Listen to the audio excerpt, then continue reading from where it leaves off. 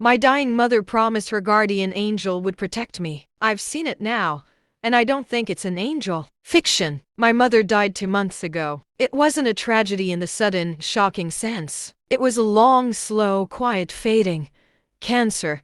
We had years to prepare, but you're never really prepared. The last week was spent in a sterile, beige-colored hospice room that smelled of bleach and quiet finality. I sat by her bed, holding her thin, papery hand, just watching her breathe. She was at peace with it. That was the strangest, most difficult part. While I was a tangled, screaming knot of grief and anticipatory loss, she was serene. On her last day, when her breathing was shallow and her voice was a dry, rustling whisper, she pulled me close. Her eyes, which had been cloudy and distant, were suddenly crystal clear. "Don't be sad, my love," she whispered, a faint, tired smile on her lips. "I'm not afraid. I've never been afraid. He's always been with me." "Who, Mom?" I asked, my voice thick with tears. "My guardian," she said, her gaze shifting to a point just over my shoulder. "My protector. He was a gift from my own mother when she passed. He's kept me safe my whole life. He's never let any real harm come to me." I didn't know what to say. My mother had always been a little spiritual, in a vague, non-denominational way. I just assumed it was the morphine talking. A final, comforting delusion. I squeezed her hand. "When I go," she continued, her eyes locking back onto mine with a startling intensity, "he will pass to you. He has to.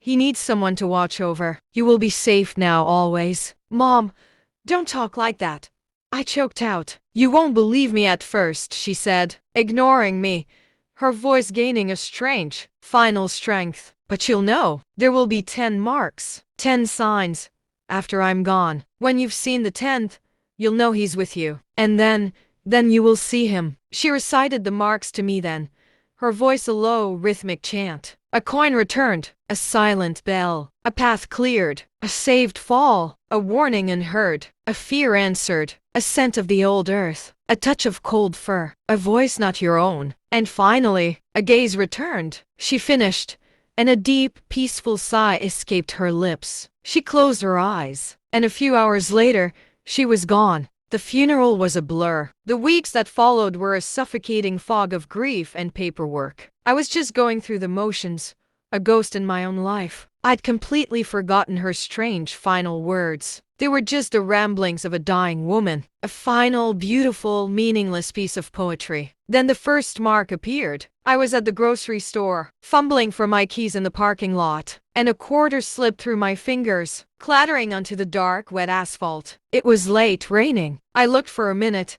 but it was gone, probably rolled under the car. I sighed, wrote it off, and drove home. When I got to my apartment and emptied my pockets onto the dresser, there it was, sitting right in the center of the pile of my keys and wallet. A single dry, gleaming quarter. I stared at it. It was impossible. My pockets had been empty, but my grieving mind immediately supplied a dozen rational explanations. I must have had another one. I must have picked it up without realizing it. I dismissed it, but a tiny, cold seed of unease had been planted. A coin returned. A week later, the second mark. I was walking home from work, taking my usual route past an old, decommissioned church. As I passed its silent, stone bell tower, I heard it. A single, clear, resonant bong of a great bell, echoing through the quiet afternoon air. I looked up. The tower was still. The great bell was motionless. No birds flew out. No one else on the street seemed to have noticed. An auditory hallucination,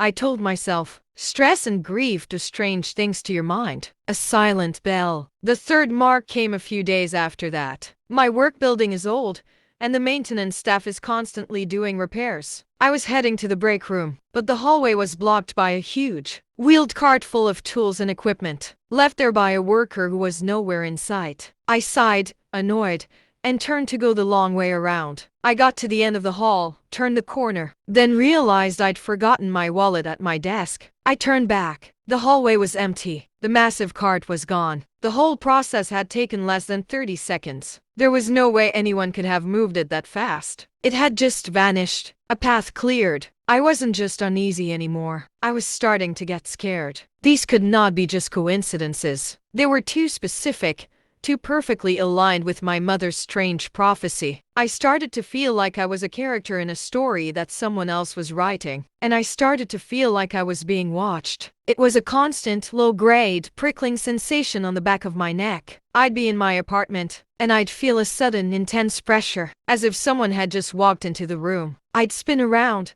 my heart pounding, but there was never anyone there. I started seeing things too. Flickers of movement at the very edge of my vision. A shadow in a doorway that was a little too tall, a little too dark. When I turned to look, it would be gone. Mark number 4 happened a week later. I was clumsy with grief, not paying attention. I was walking down the stairs to my apartment's lobby. I missed a step, and I pitched forward. I remember the sickening, weightless lurch, the flash of the hard tile floor rushing up to meet me. I braced for the impact, for the crack of bone. But it never came.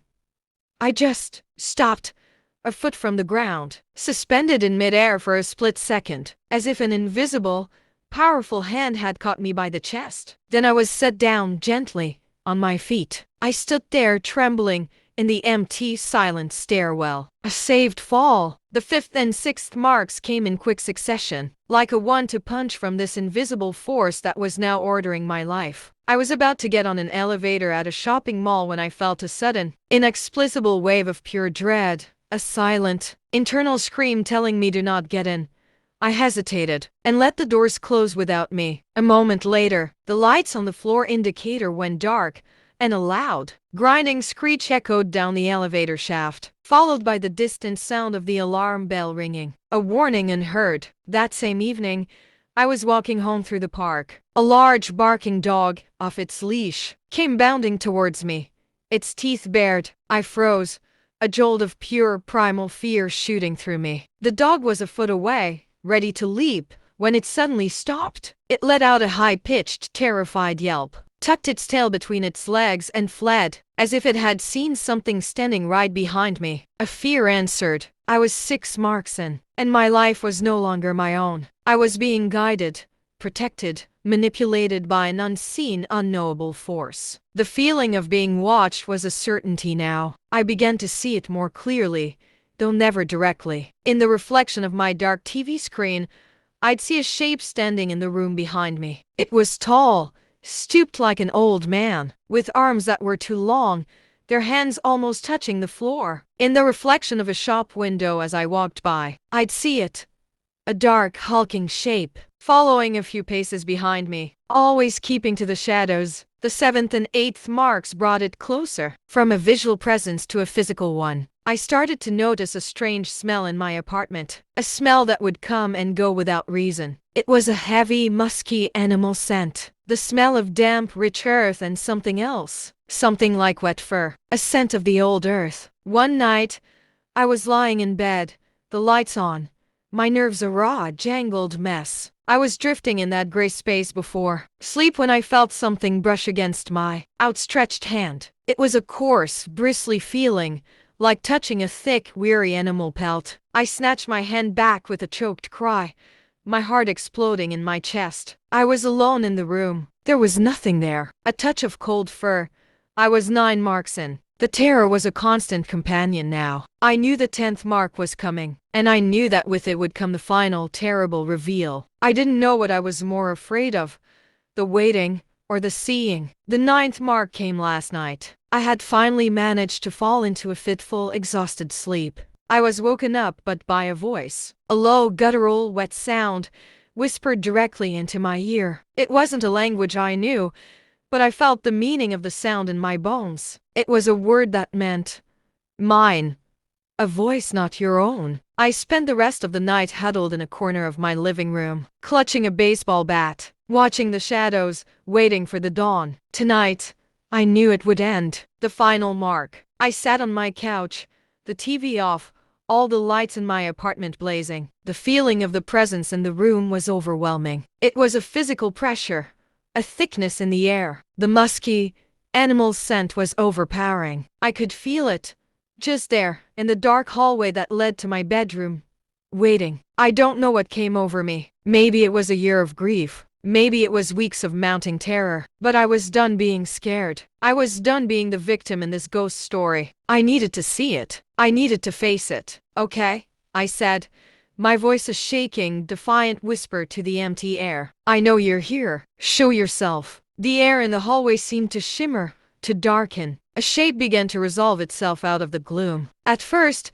it was the familiar, stooped silhouette of an old man. It was tall, maybe 7 feet, even with its hunched posture. Its arms were long, the gnarled, 3-jointed fingers of its hands brushing against the floorboards. Its body was covered in a thick, matted, greasy black fur. And then, it lifted its head, and I saw its face. It wasn't a man's face. It was the long, narrow, bearded head of a goat. Its horns were thick and curved, spiraling back from its narrow skull. But the worst part, the part that finally, completely, broke my mind, was its eyes. They weren't the dumb, placid eyes of a farm animal. They were a pair of intelligent, ancient, and utterly malevolent yellow eyes. The pupils horizontal slits, like a serpent's, and they were looking directly at me. A gaze returned. The 10th mark. The final sign. My mother's guardian angel. I didn't scream. The sound was trapped in my throat.